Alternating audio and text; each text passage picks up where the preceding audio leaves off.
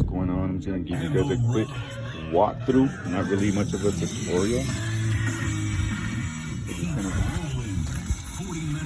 Quick walkthrough on some of the things I've been working on this 2009 Maxima 3.5 V6. So the first thing we did is I went ahead and removed the bumper. It's on there by a few bolts and screws. There's a lot of videos on there to see how to switch the headlights. It'll show you how to remove the bumper, so I won't waste your time with that. So we went ahead and replaced the AC condenser and the radiator as well. So both of these. We also did the oil cooler gasket, oil pan gasket, and I'll also be replacing later, probably next week, the gaskets for the left and the right, and also the manifold gasket, as well with the PCV valve that's back there, and I'll get into it once I actually do it. So first, you have to remove your bumper. After you remove your bumper, there's going to be another piece that goes here.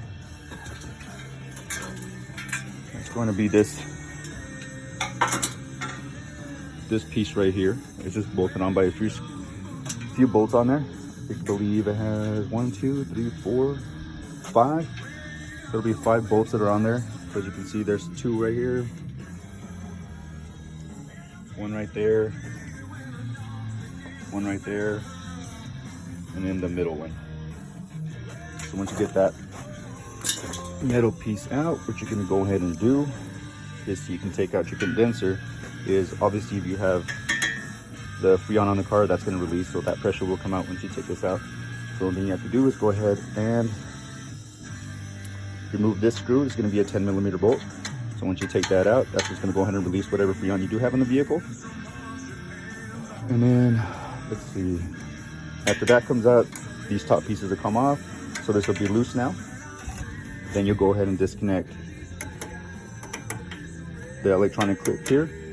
And then this is just held in to the radiator by these clips here.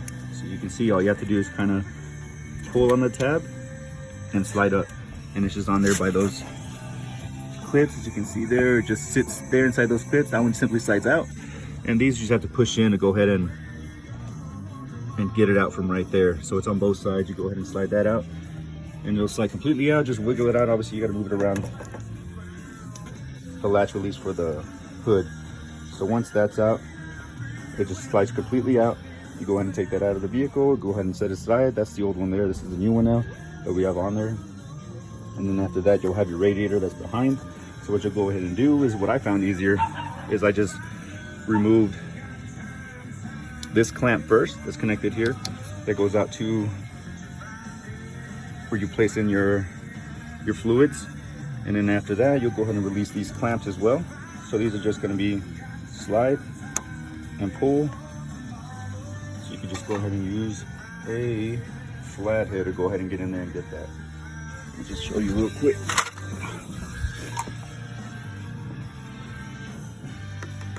So we'll just get in here and slide, and this piece comes off. So as you can see, it comes off. The grommet stays in there. You can go ahead and slide this back, take off the little grommet that's holding it. Same thing on the other side. It'll be the same clip. Go ahead and place that back on there. It just slides and it clicks. So that'll be it. Once you have those removed, then you have a little bit of wiggle room so you can go ahead and get to the other hoses. So it's going to be this one hose on this side that's on here. Once you remove that hose, you're going to have to go ahead and drain your radiator. Let's go ahead and get under here and kind of see if I can show you where it's at. So as you can see, let me see if I can block some of that. There we go. That's going to be the screw that it's going to be a Phillips. So you just go ahead and loosen that right there.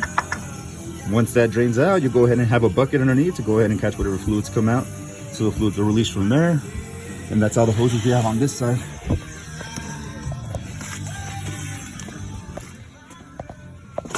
And from there, we jump to the other side.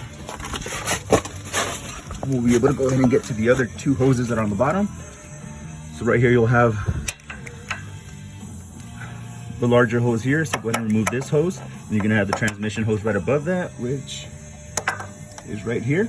So once you get this hose moved out, you can go ahead and remove this smaller hose. Once these 2 are out, you only have 1 hose left. Let me see if I can show you.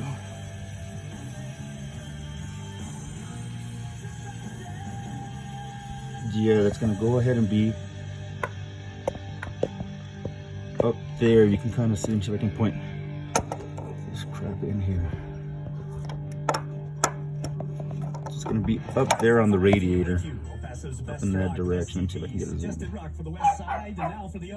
That'll be the other hose that gets disconnected. So you'll probably have some fluids leaking out through here as well. Once those two hoses are out, and the top hose, which is right there, you can see the clamp that's on there in the middle, the silver. Let me see if I can get it in there. So that'll be the top hose.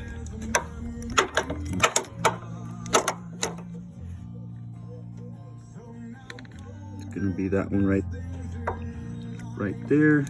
So let me see if I can kind of get in a little better angle. All right, there we go. So you can see that hose connects there to the radiator. Once you remove that one, your radiator will be free, and it's simply held in by grommets that are down here, some little rubber garment. Let me go ahead and zoom out. So it'll be in place here by these little rubber grommets. So if it's a little bit hard to pull on, they just slide in there. So you just got to pull on it, and the little rubber grommet will go ahead and come out on both sides, and then you just go ahead and wiggle it out again around the latch. But you'll be able to have some wiggle room to go ahead and pull it out. Easy process there. And then when you put it back together, it'll be the same thing. Go ahead and place it. What I found easier for me is placed it in the bottom grommets, the radiator back in the bottom grommets first, so I had wiggle room up top. And then when I connected this top hose first, so I had some wiggle room over here on this side.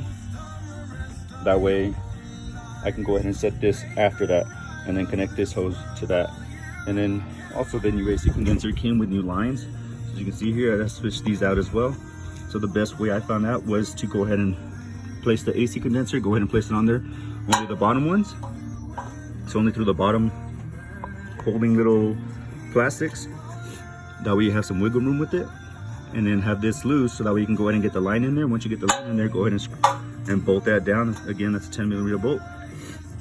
Bolt that out, bolt it down, I mean. And then you can go ahead and run the line through here. And it will go ahead and connect right here. So as you can see, this will come off. This will be part of the vehicle that's still on there. So the only new part we got is this bottom piece here.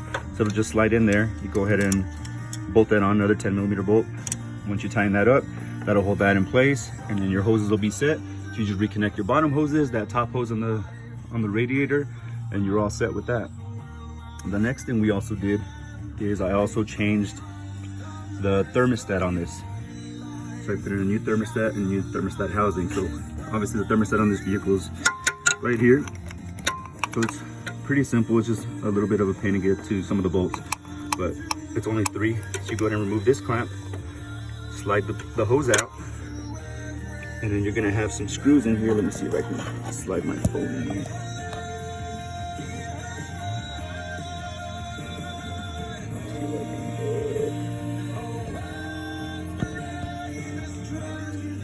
Regardless, it's gonna have 3 bolts. Let me see. One is gonna be right under this clip that goes into this electrical clip. So it's gonna be right under that. So it'll be right in this area. The second one will be up in this corner back here, a little bit closer to the hose. And the third one will be right here on the bottom piece. So again, it's 3 bolts. One here, and one under here. So let me go ahead and get the old one and kind of show you where they go.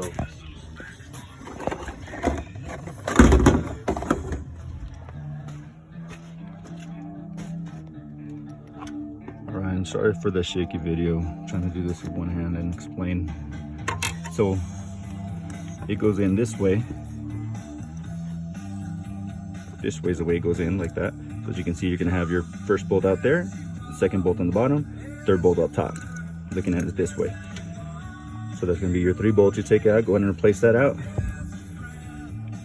Place the new gasket on there, the gasket sealant, and then go ahead and place that back on there. Put the screws, connect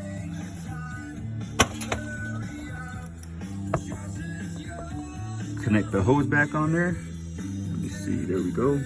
Go ahead and connect that hose, replace the clamp, and that's all set for the thermostat. And then let's see, what else did we do? All right, so I was gonna go ahead and do an oil change, replace the oil pan gasket, and then I also replaced the oil cooler. So let me show you where that's at real quick. So the oil cooler will be, as you're looking at your vehicle, it's gonna be on the passenger side. So this is gonna be your oil cooler here. Mine had a bunch of debris and buildup inside, so I had to get a new one. I think these run about $412 on Advanced Auto Parts or AutoZone, I believe, somewhere around there. But we replaced this piece, which is the oil cooler, the oil cooler filter, which is behind. Once you take this off, it comes off this way. So then there's going to be a little gasket behind that. So go ahead and place that little, it's like an O-ring type thing. All you do is disconnect that hose, disconnect this hose, and you're going to have to remove this bolt right here, which is going to be standard 7/8, or you can use a 22. It's on there snug, so it's not super tight. You can go and get that out. Just use a deep socket and that'll come out. Just that one bolt, release the hoses, and the whole piece comes out together, and you can kind of look at it, see if you need a new gasket or not. So I'm going to replace that. We're going to put in the oil filter. And let me see, what else did we do? Also, my belt was kind of bad, so I ordered a new belt, an OEM belt for the Maxima from Nissan. And let's see, what else do we have on here? I believe that's it for now. I'm still working on a couple other things, but once I do replace the gaskets for the manifold and the valve cover gaskets, and the valve cover gaskets, and the manifold gaskets. And I just replaced all the spark plugs and the ignition coils as well. So this one, you're gonna have to take off the manifold up top. It's held in by a few screws. So it's gonna be, let me see, 1, 2, 3 bolts right here, which you'll go ahead and remove. And this whole piece will go ahead and just flip back this way. It'll be out of the way. That's all you have to do. You don't have to disconnect any hoses or anything. And then from there, to remove that actual manifold, there's going to be a couple of screws. So it's going to be 1, these are all 10 millimeter, 2, 3, 4, 5, 6, and then you're also going to have to remove the air filter. So you're gonna have to remove the cover and then just remove it from here. And then that one has an electrical clip as well. The clip, it's gonna be up here, and then you're also gonna have some hoses back here that you're gonna have to disconnect. That's gonna be one of them here, and then the other one, I believe, is on the back side, back there. It's gonna be the other hose.